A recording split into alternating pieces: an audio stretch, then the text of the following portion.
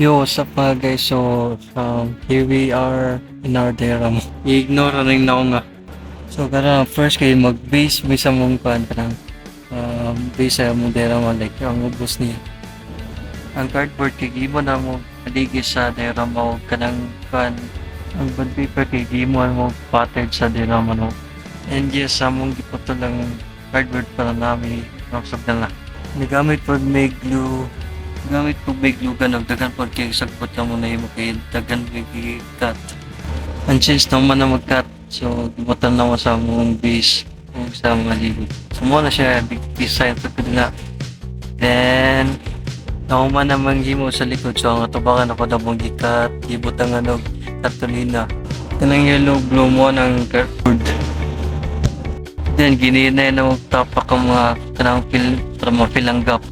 Long story short, natapakan din namo ang kanal siya. Then another tapak na po sa mga kilid. Ang popsicle stick kay po na ang scoreboard. Then gipitalan na blue, red ug yellow tapos then gibutalan na mga popsicle sticks para yung mga sides ug atop niya. Lastly, gipintalan na og white ink ang among diorama para mura na siya exit. And na man na final part sa among diorama. Mo na amo nang submit. Then after na mo pag-share sa mong diorama kay gibutan na din diya sa office. And proud kami sa mong gibot. And we love baseball. That's all. Thank you for watching. Lastly, grateful ko sa akong mga kauban nga si Abragan.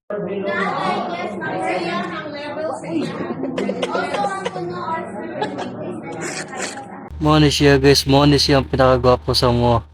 Ang sunod kay si Salar, siya po ang kadawa sa pinakagwapo dili pero siya ay pinakahari sa baseball. And lastly kay si Sina. And yours truly.